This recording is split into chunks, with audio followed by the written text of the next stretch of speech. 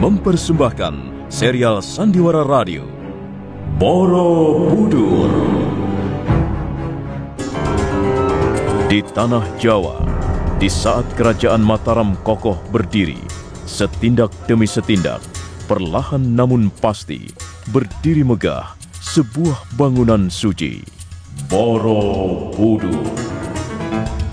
Diangkat dalam serial Sandiwara Radio dengan kisah Hilangnya Pusaka Mataram. Naskah karya Edi Dosa, ide cerita S. Tijab. Para pelaku Petrus Urspon sebagai Gunadarma, Edos sebagai Ki Umbul, Desi Indah sebagai Gandu, Insan sebagai Risang Janaka, Nugraha sebagai Busu Dandai, Wiwi sebagai Rakai Watan, Bambang Suryo sebagai Busu Tarai, Dewi Ayu sebagai Diah Lokapala, Devi Kurnia sebagai Dewa Kinara.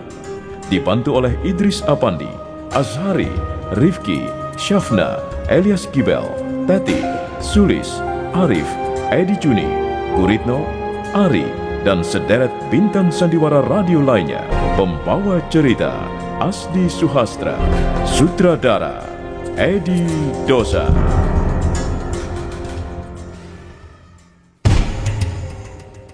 Busu Dandai, Busu Tarai, dan Busu Maya berkuda dikawal puluhan prajurit. Rombongan tampak terburu-buru. Wajah Busu Dandai menunjukkan perasaan gusar serta kecewa. Dia menggebrak kudanya semakin kencang.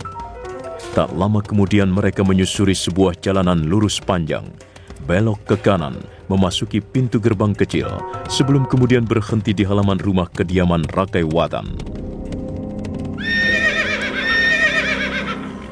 Ki Umbul sudah tertidur mendengkur di ruangan tenda beralaskan sehelai tikar.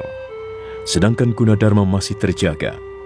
Dia meniup serulingnya dengan segenap perasaan, mengisi kesunyian malam yang semakin larut. Tiba-tiba sebuah bayangan melintas di antara timbunan batu-batu kubus. Apa mataku tidak salah lihat? Ada sebuah bayangan melintas di atas batu-batu kubus itu. Sepertinya sosok perempuan. Aku bisa menangkap selintas pakaian yang dikenakannya. Juga rambutnya yang terurai di bagian pundaknya. Ya, aku yakin. Bayangan seorang perempuan. Siapa ya? Nah, mumpung Ki Umbul tidur nyenyak, aku jadi penasaran. Aku ingin tahu apa maksud bayangan itu berkeliaran di halaman wihara malam-malam seperti ini.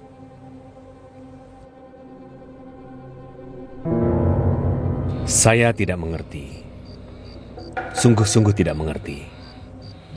Mengapa Tuan Putri berlaku ceroboh seperti ini? Ceroboh bagaimana, Busu Dandai? Sudah jelas orang itu berasal dari Wangsa Sailendra. Tuan Putri tahu apa artinya? Wangsa Sailendra adalah musuh bebuyutan Wangsa Sanjaya. Seharusnya Tuan Putri berpikir lebih panjang sebelum memutuskan untuk menerimanya. Bersahabat dengan orang dari Wangsa Sailendra sama saja memelihara seekor harimau berbulu domba, Tuan Putri. Kalian jangan menilai seseorang tanpa dipikir masak-masak. Mau dipikir seperti apa lagi, Tuan Putri? Kita harus tahu watak dan perangai orang-orang Sailendra. Mereka tidak pernah tulus pada orang-orang Sanjaya. Mereka selalu mempunyai niat-niat tersembunyi. Mungkin suatu saat mereka bersikap baik dan manis. Tapi yang sering terjadi di belakangnya, selalu ada pamrih. Benar, Tuan Putri. Suatu saat, dia bisa menerkam kita dari belakang. Jika kita lengah, kita semua akan celaka. Wangsa Sanjaya akan digulung habis. Nah, seharusnya Tuan Putri menaruh kecurigaan. Iya, pasti dia mempunyai tujuan khusus. Maka, sampai dikirim ke Mataram. Mungkin saja dia itu mata-mata. Dia sengaja disusupkan kemari untuk mencari dan mengetahui kelemahan kita. Atau untuk mengadu domba di antara kita. untuk menghancurkan kita dari dalam. Pasti dia bekerja untuk Pangeran Balaputra Dewa. Tidak. Kalau soal ini aku yakin tidak. Justru dia benci sekali pada Balaputra Dewa. Cobalah kita buka mata sedikit. Campakkan dulu perasaan curiga. Jangan dulu berburuk sangka. Kenyataannya kita butuh seorang pendekar yang hebat. Lelaki perkasa seperti Gandawi Yuha ini. Sekarang aku tanya pada kalian bertiga. Bu Sudandai, Bu Sutarai, Bu Sumaya. Apa kita tidak bisa memanfaatkan kelebihan yang dimilikinya? Sebentar Tuan Putri. Apa jaminannya bahwa Tuan Putri Rakaiwatan tidak salah memilih orang? Kalau soal jaminan, iya. Aku tidak bisa memberikan, tinggal kalian percaya padaku atau tidak. Bagaimana kita bisa percaya? Tuan Putri terlalu sembarangan. Dan kalian bertiga terlalu mengatur aku. Ingat Tuan Putri, itu sudah menjadi perjanjian kita sejak semula. Kami yang akan mengatur semuanya. Kami yang akan membawa kembali Tuan Putri Rakaiwatan ke Istana Mataram. Dan mendudukan Dewa Kinara sebagai putra mahkota. Tapi biarlah kami bekerja tanpa diganggu. Apa yang Tuan Putri lakukan sekarang ini sungguh-sungguh akan menjadi gangguan yang berat bagi kami. Benar Tuan Putri. Saya kira tidak pada tempatnya memelihara orang seperti Gandawi Yuha. Terus terang saja, kami tidak akan percaya begitu saja Tuan Putri. Baiklah, baik. Jika kalian tidak bisa percaya, lalu bagaimana? Mengapa kalian diam saja? Kalian jangan hanya tidak percaya. Apa kalian belum juga sadar usaha kalian selama ini selalu gagal? Jika kalian tidak percaya padaku, aku pun tidak percaya pada kalian. Sampai kapan aku harus menunggu hingga Pramodawardhani tersingkir dan aku kembali duduk di samping singgasana Sri Maharaja Rakai Pikatan? Ayo jawab pertanyaanku. Kalian jangan mau menang sendiri. Ini persoalan besar. Kita harus mengambil keputusan yang bijaksana, menggunakan nalar dan akal sehat. Ya, memang benar Tuan Putri. Selama ini kami telah gagal. Namun begitu, Tuan Putri harus tetap setia pada perjanjian semula. Sudahlah Bu Sudandai. Singkat kata, kalian bertiga tidak setuju aku menampung Gandawi Yuha di rumahku. Karena bisa mendatangkan bencana. Lagi pula, apa untungnya Tuan Putri? Baik. Aku akan menyuruh Gandawi Yuha pergi. Jika kalian bertiga bisa menemukan seorang pendekar yang mampu menggantikannya. Maksud Tuan Putri? Aku butuh seorang pendekar perkasa, sakti mandraguna.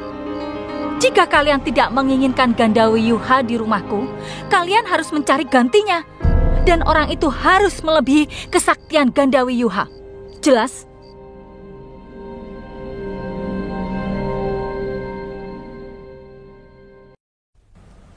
Gunadarma terus berusaha mengejar bayangan perempuan itu. Dia melompat meninggalkan halaman samping wihara, kemudian menyusuri jalanan setapak. Tampaknya dia sungguh-sungguh penasaran. Tiba-tiba telinganya menangkap kerusak daun semak-semak di depannya. Perlahan dia melangkah dengan hati-hati. Kedua tangannya menguak daun-daun perdu. Dan dia melihat suatu pemandangan yang sangat menakjubkan. Seorang perempuan cantik terbaring di atas bunga-bunga liar yang sedang mekar. Perempuan cantik itu tak lain adalah Kencana Jingga. Selamat malam Tuan Gunadarma. Oh, apakah kau gadis yang tempo hari kutemui di halaman wihara? Kau yang pernah menolongku, menyembuhkan luka dalamku? Lupakan soal itu Tuan. Tuan Gunadarma terluka akibat pukulan saya sendiri. Karena itu saya punya kewajiban mengobati Tuan. Lalu apa maksudmu mengintipku malam-malam begini? Bukankah kau yang berlari-lari kecil di balik batu-batu kubus tadi? Benar Tuan. Maaf kalau kehadiran saya telah mengganggu Tuan Gunadarma.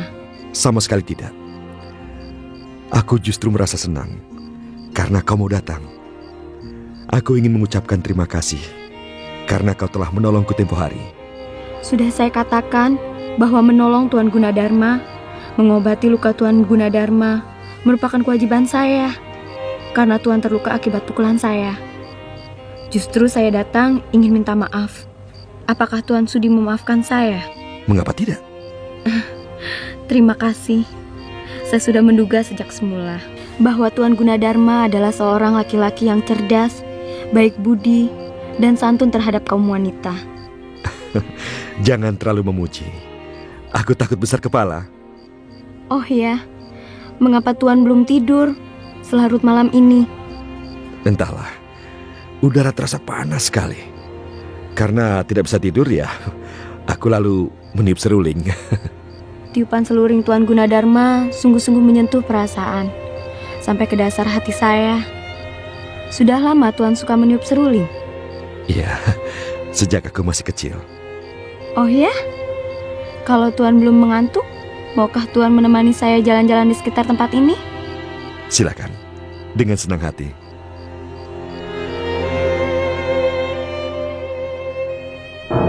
Puluhan prajurit berdiri berjajar di halaman membentuk lingkaran.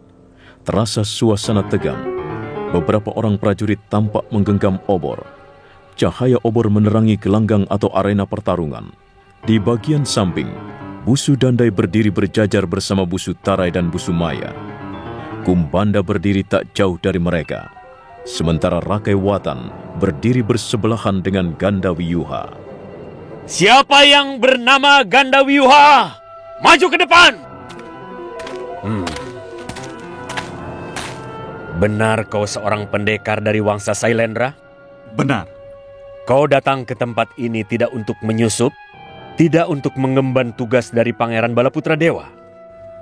Aku tidak punya hubungan apa-apa lagi dengan Balaputra Dewa. Juga dengan prajurit-prajurit di Iwung. Bagiku, Wangsa Sailendra hanyalah tinggal menjadi sejarah yang tidak perlu dikenangkan lagi. Apakah kau siap bertarung melawan pendekar kami? Aku bahkan sudah tidak sabar lagi. Mana orangnya? Kumbanda, kau boleh maju ke depan. Nah, inilah pendekar yang kau cari, Gandawiyuha. Namanya Kumbanda. Dia bukan penduduk pribumi atau warga asli. Dia datang dari negeri yang jauh, negeri Pali. Kalau kau dapat mengalahkan Kumbanda, kami akan menerima kehadiranmu. Dan kamu boleh sesuka hatimu tinggal di rumah Tuan Putri Rakai Watan. Mudah-mudahan persyaratanmu tidak terlalu berat untuk kepenuhi Busu Dandai. Mudah-mudahan. Kau siap, Kumbanda? Hamba siap, Tuan Busu. Baik. Jika kalian mendengar bende dipukul 3 kali, itu tandanya kalian boleh mulai bertarung. Ingat, tidak ada yang diperbolehkan menggunakan senjata apapun, apalagi senjata tajam. Pertarungan ini adalah pertarungan tangan kosong. Dan pertarungan ini tidak dimaksudkan untuk membunuh lawan. Mengerti? Mengerti, Tuan Busu. Bende! Bende boleh dipukul sekarang.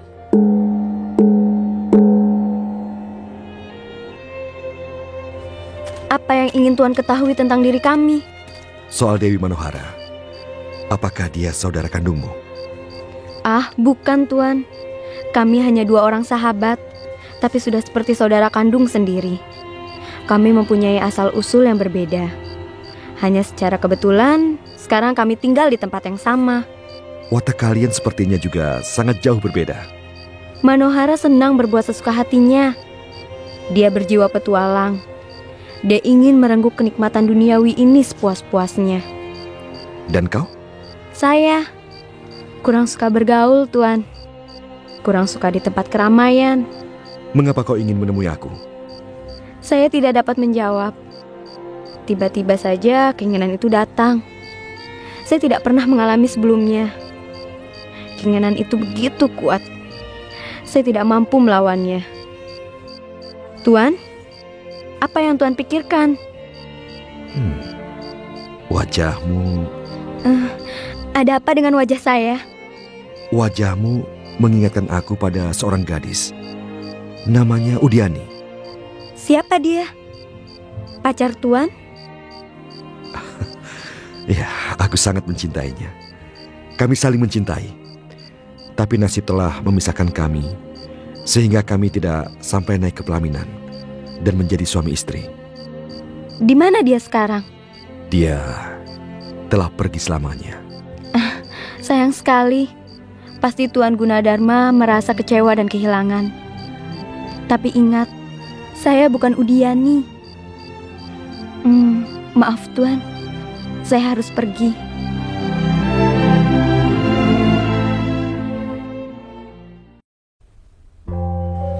Gunadarma terkejut, tapi dia tak sempat mencegah. Setelah mencium pipinya, Kencana Jingga melompat pergi. Bayangan gadis cantik itu segera menghilang di belakang kegelapan pohon. Gila. Kalau Ki Umbul benar, berarti 2 kali dia mencuri kesempatan mencium pipiku. Apa maksudnya? Perempuan memang begitu. Tak jelas keinginannya. Selalu diliputi misteri. Nah, bagaimana kisah selanjutnya? Apa yang akan dilakukan Gunadarma setelah 2 kali mendapat ciuman dari Kencana Jingga? Saudara pendengar, ikuti terus serial Sandiwara Radio ini, Borobudur, dalam episode Hilangnya Pusaka Mataram. Sampai jumpa.